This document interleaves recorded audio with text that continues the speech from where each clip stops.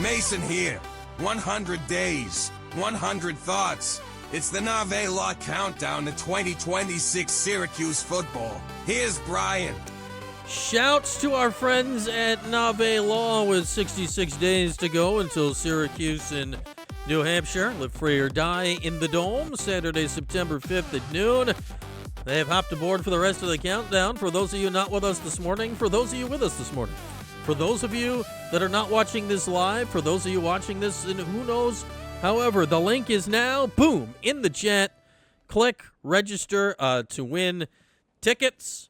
There, wherever Jordan's pointing below, it could be below you.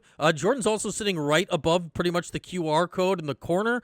There, the QR code will get you done there. It'll send you. It's a really quick Google form. Name, email, phone number, register. You just need to register the once. You will remain registered. And then on a Monday, August the 31st, when we are live in the 315, we will break out our old friend, Jordan. We will break out the randomizer. And we will pick the winner of a 5-pack of tickets. The rare 5-pack of 50-yard line tickets at the Dome. Great seats, courtesy of our friends at Nave Law. So looking forward to partnering with Nave for the next couple of months. And I find the 5-pack an interesting amount. A pair, a 4-pack. I think the 5-pack, it allows a lot of options not available with other packs, which I think is really key to what we're doing here. Yeah, you could. We were talking about it where if you have 3 people, you can just have buffer seats, not necessarily encouraged, but I guess if you win, that's an option. You don't have to. You could bring a kid's friend. I don't know. You can bring grandma. Grandma probably wants to go. You can't bring your dog, but that's what I would try to do. I like the idea of just one person winning and bringing no one, and just sitting in the middle and having 2 buffer seats on each side. Just being like, Kev says don't bother, I won already. So Kev is registered, so we got that going.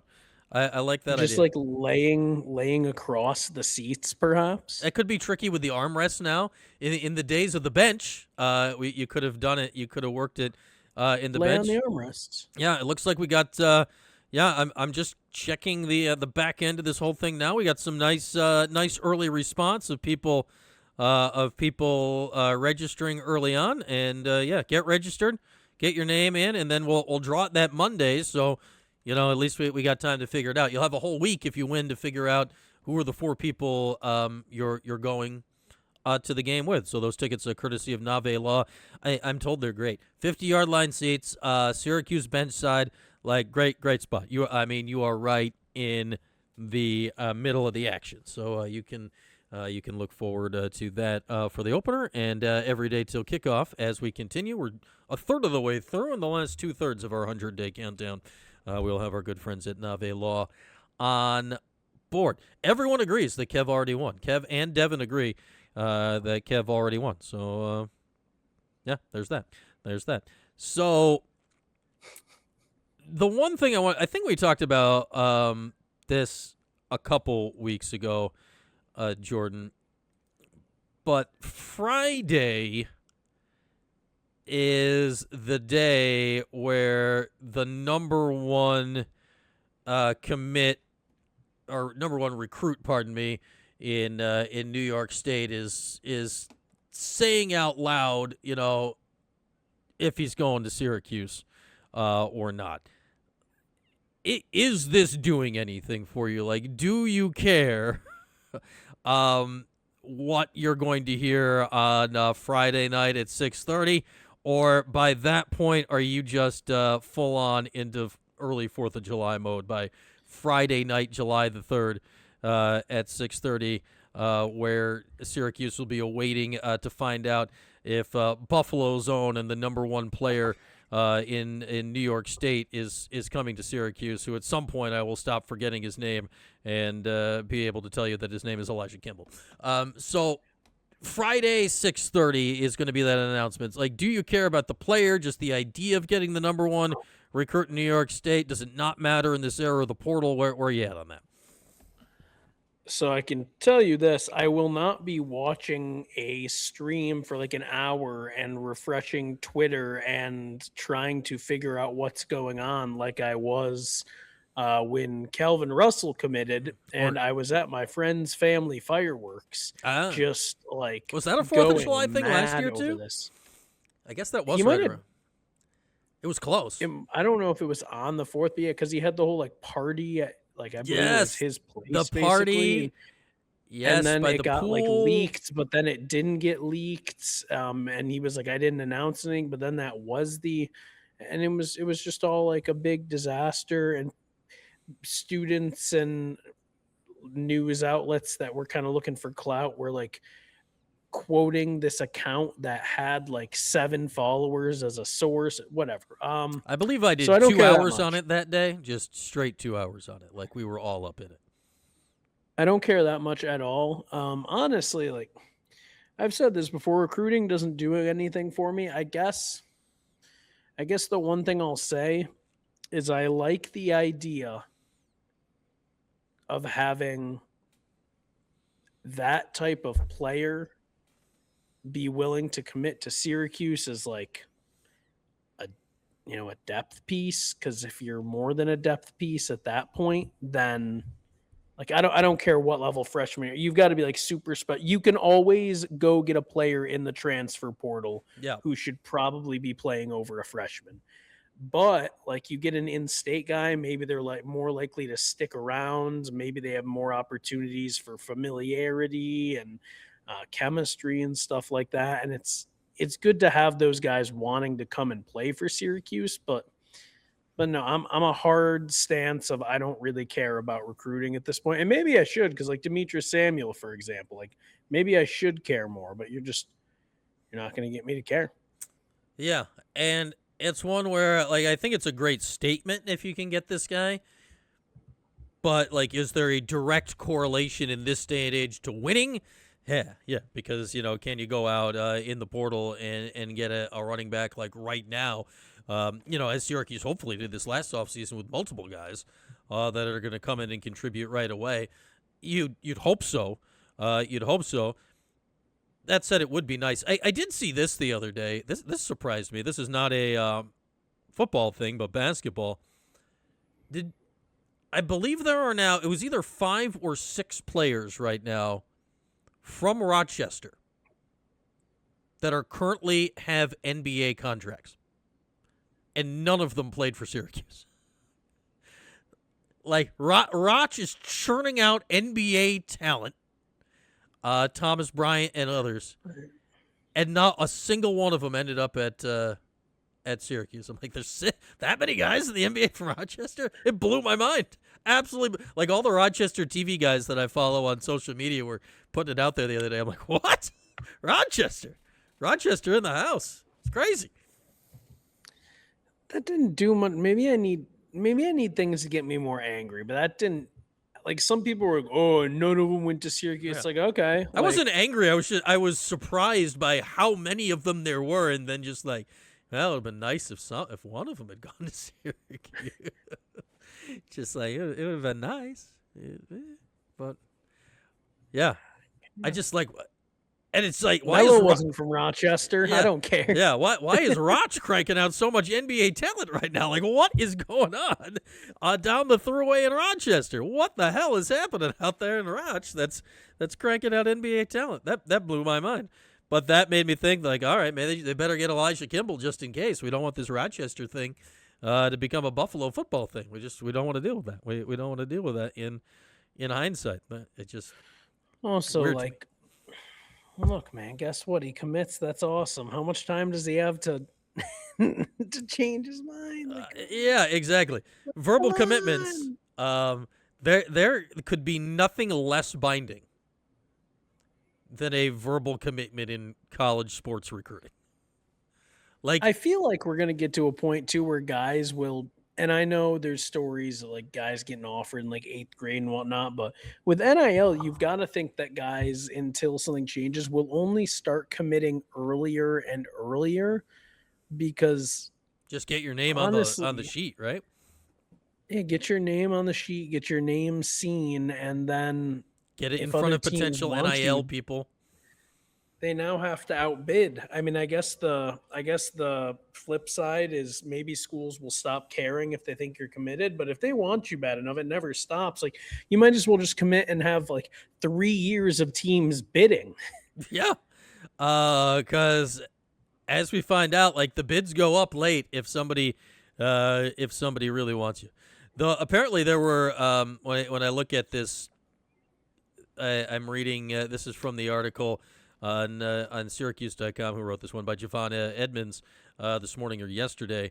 That I had McAllister on a couple weeks ago, and he was telling me like Syracuse had 2 running backs verbal to this class, Xavier Balla from New York City and Sanir Brooks from the Maryland area, both decommitted, and the quote or what Javon has in the article, the Orange recently encouraged St. Anthony's running back Xavier Balla and St. Francis running back Sanir Brooks to decommit, sources told Syracuse.com. Like, I know you committed here, but it's just, So that makes me think they feel rather confident, and then they got the running back from Louisiana, Tyleek Lewis, and will think they're going to get the running back from New York. So it's a two-way street. Like there's no loyalty from anybody to anybody anymore in recruiting. So it's just like, yeah, it would be nice to get him, but at the end of the day, is it going to affect Syracuse's win-loss record? Probably not all that much. Or at all. It's very possible it doesn't affect it at all, which is kind of wild. The only reason it might matter a little more for Syracuse than Kev. Welcome to the show. Kev, you're like there's some pages on Twitter that are like shockingly late news or whatever. It's like one of those.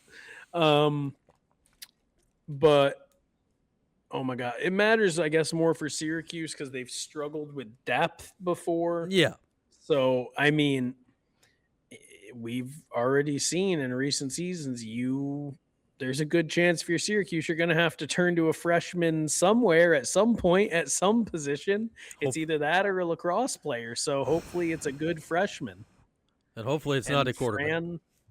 Fran does like versatile players. He might not be doing the offense-defense thing, but running back, safety, by all accounts, good at both, obviously, until you get to the – I think college is the big leagues now. And you're good until you get to the big leagues. Like if you're that good, you can play both and excel at both. But just having those options is good because then, say Campbell ends up at Syracuse, then Fran can be like, all right, well, what do we need more of this year? This is your roster spot. And then bang, maybe you have a shot. So that's the one thing I'll say. But again, if it gets to that point, then you're toast.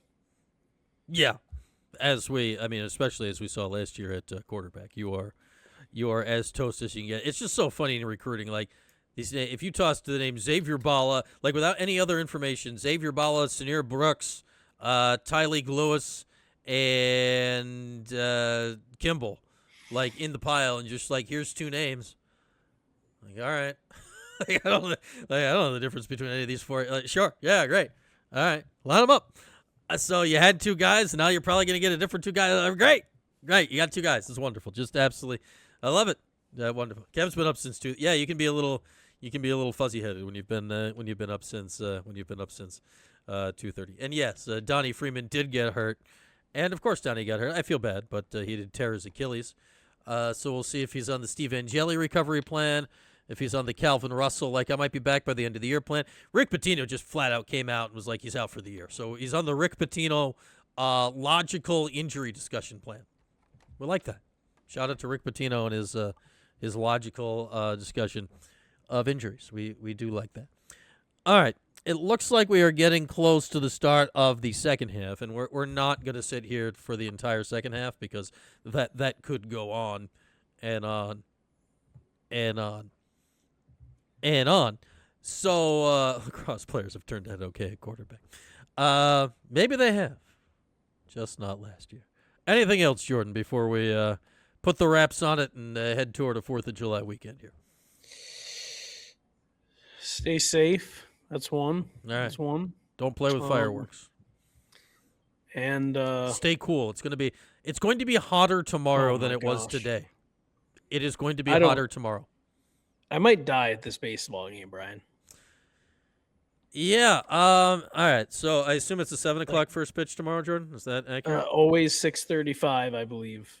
It's almost always 6:35 for 6:35? the old, which is worse in this case. Yeah, I'd say that actually is worse. Hang on, I got the weather. Oh, let's go to the 96 degrees. Yeah, It won't have cooled off. $2 drink or $3 drinks, which are not necessarily hydrating completely, somewhat. So at 6 o'clock tomorrow, it'll have cooled to 92 by 6. By the time the game's over, you're going to be in the almost down to 85. So there's that. The air just felt heavy today. Like it was just sitting on you. I'm just like, get... pool temps, the heater actually got fixed today, Kev. It turned out to be a bizarre circuit breaker issue that a very particular brand of circuit breaker was needed that nobody knew about, which don't even get me started on that. So we got the heater working just on time for it to be 95 degrees outside and have absolutely no need of it. But it was a good pool day. Absolutely a good pool day. We had 2 shows, and just like almost all the time in between was spent in the pool. I walked outside this morning to walk Ollie, and Jordan, is you also a glasses wearer. I stepped out the door and was immediately blind, like totally fogged over, going from AC into the outdoors. Like walked outside. I mean, it's 7 a.m. Walked outside. I couldn't see an inch in front of my face because I got completely fog blasted. And I'm just like, what is happening right now? Why is the air on me all over the place at this hour? It was disgusting. But there we are. Yeah, I mean, it was when I was leaving at one point. We have one of the security guards was like, you need to use the sidewalk, and I was about to freak out because I didn't want to take one more step than necessary to leave the premises. Like it was that level of hot. Not allowed to wear shorts in the office, which I get, but also like, come on, like can't wear like a pair of khaki shorts with a button down to call people on the phone. Yeah, it's 95 degrees.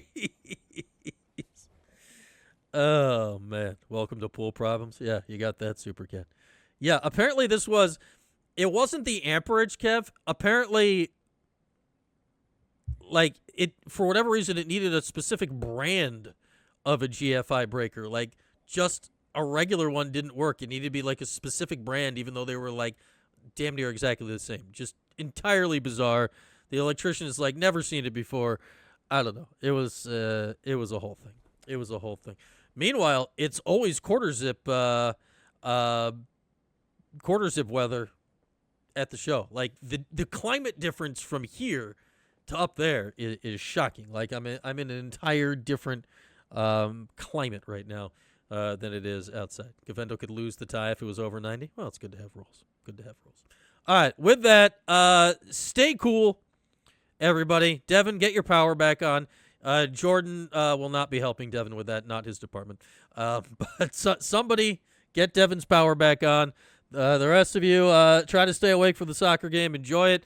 Enjoy your 4th of July weekend. We'll be back live on Monday, live in the 315. Expect to be back to a normal schedule next week, Monday, Wednesday, Thursday. Make sure you're entered to win the tickets, courtesy of Nave Law. And if you don't do it today, you got 65 more days, 60-ish more days, because we're going to draw it on the Monday of that week to figure it out to get yourself registered for tickets to the opener.